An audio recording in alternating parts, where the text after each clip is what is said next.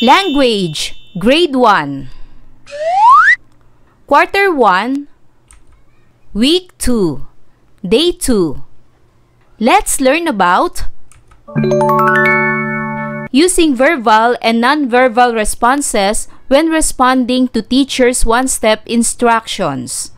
Matatag curriculum. Hello kids, it's me, Teacher Frel. Don't forget to subscribe, like, and share, and hit the notification bell for the latest video. You can also follow my Facebook page, Teacher Frel TV. For today's lesson in Language 1, we will discuss about using verbal and non-verbal responses when responding to teachers' one-step instructions. Day 2. At the end of the lesson, the learners will be able to use verbal and non-verbal responses when responding to teachers' one-step instructions, ask questions, and relate ideas or events to one's experience. Magandang araw mga bata! Kahapon ay natuklasan natin ang pinagmulan ng ngalan ng ilang kalye at lugar. Sa araw na ito ay pag-aaralan natin ang pagtugon sa panuto at pagbibigay ng tanong gamit ang mga salita at kilos. Ang pagtugon sa panuto at pagbibigay ng tanong gamit ang mga salita at kilos ay tumutukoy sa kakayahang makinig, umunawa, at tumugon sa mga tagubilin o tanong sa pamamagitan ng wastong salita o verbal at kilos o non-verbal na nagpapakita ng pag-unawa.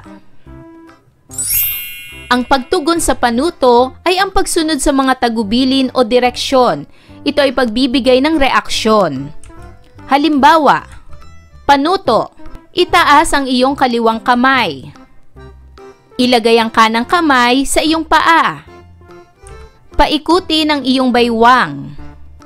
Hawakan ang iyong tuhod. Paikuti ng iyong tuhod. Sa pagbibigay ng tanong ay pwedeng magtanong gamit ang boses o salita o verbal o sa pamamagitan ng katawan o ekspresyon o tinatawag na non-verbal. Halimbawa, pagbibigay ng tanong gamit ang salita o verbal. Halimbawang tanong ay, ano po ang susunod na gagawin? Pagbibigay ng tanong gamit ang kilos o non-verbal. Halimbawa ay, pagtaas ng kamay upang magtanong. Pagkunot noo na senyalis ng kalituhan. Pagtingin sa guro na may nagtatanong na itsura. Ito ay pagtatanong gamit lamang ang kilos o non-verbal. Ang mga salitang ginagamit sa pagtatanong ay tinatawag na panghalip pananong at ginagamit ito upang mangalap ng impormasyon sa isang tanong. Narito ang mga salitang ginagamit sa pagtatanong. Sino? Ano? Saan? Kailan? Bakit? Paano? Ano? Ito ay tumutukoy sa bagay o ideya. Halimbawa, ano ang ginagawa mo? Ano ang pangalan mo? Sino? Ito ay tumutukoy sa tao. Halimbawa, sino ang mga magulang mo? Sino ang may-ari ng bahay? Saan? Ito ay tumutukoy sa lugar. Halimbawa, saan ka nakatira? Saan nagpunta si Alice? Kailan? Ito ay tumutukoy sa oras o panahon. Halimbawa, kailan ang iyong kaarawan?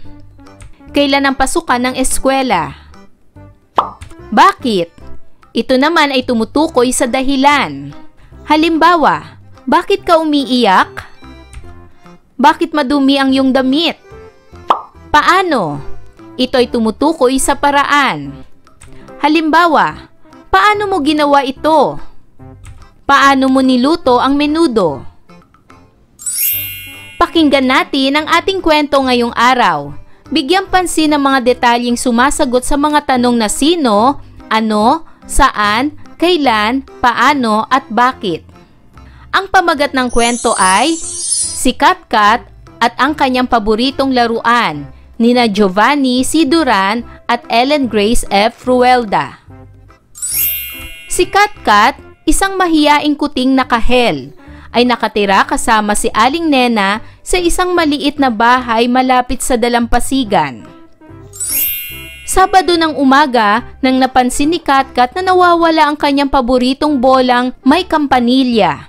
Nalungkot siya at nagtaka kung sino ang kumuha at saan ito napunta.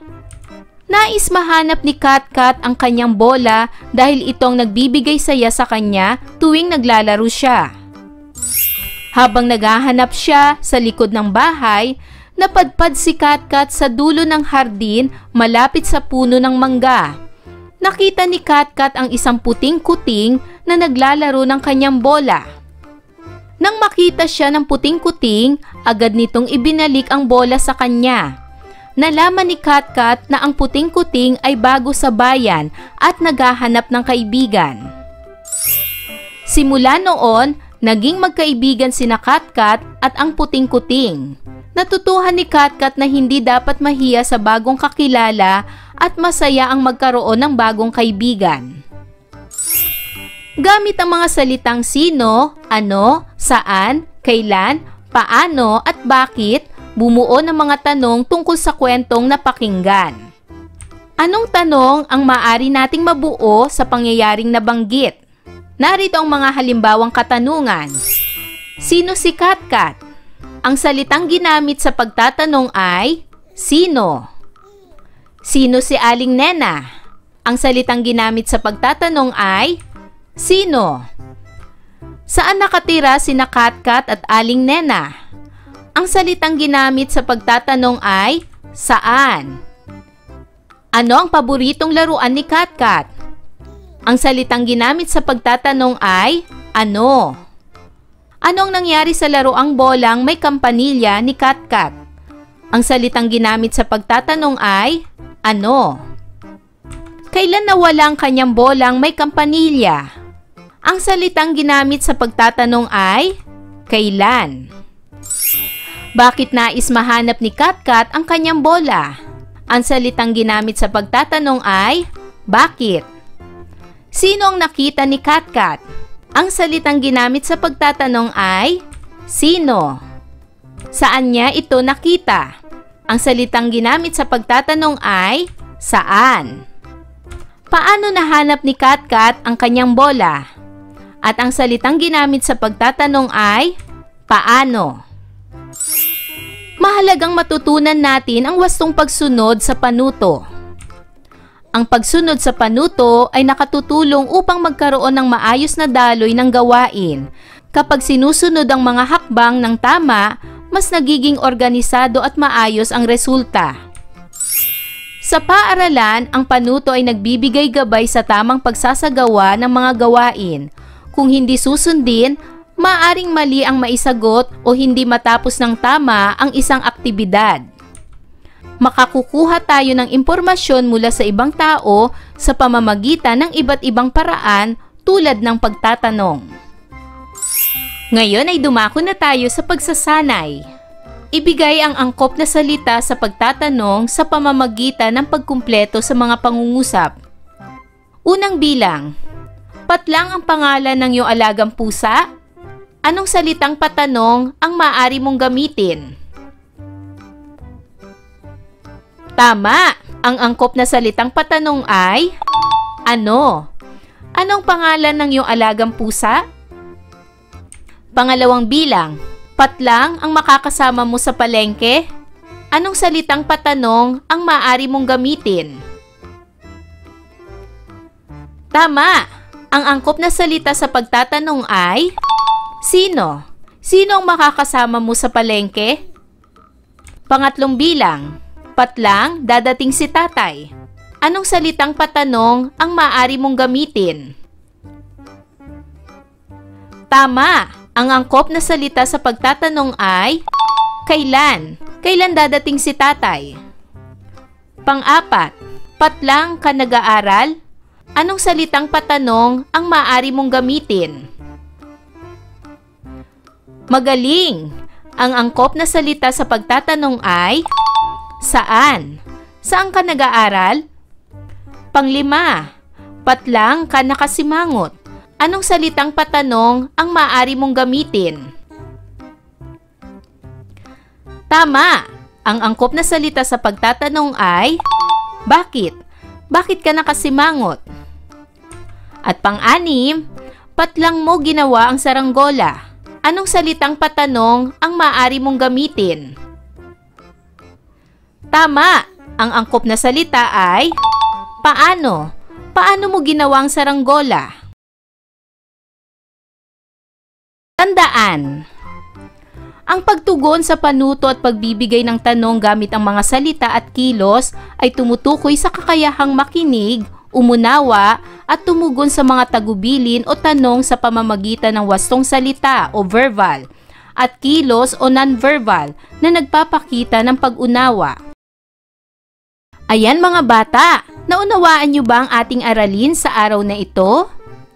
Kung ganon, magaling! Mga bata, sana'y marami kayo natutunan sa ating aralin. Hanggang sa susunod na video lesson, paalam! Thanks for watching!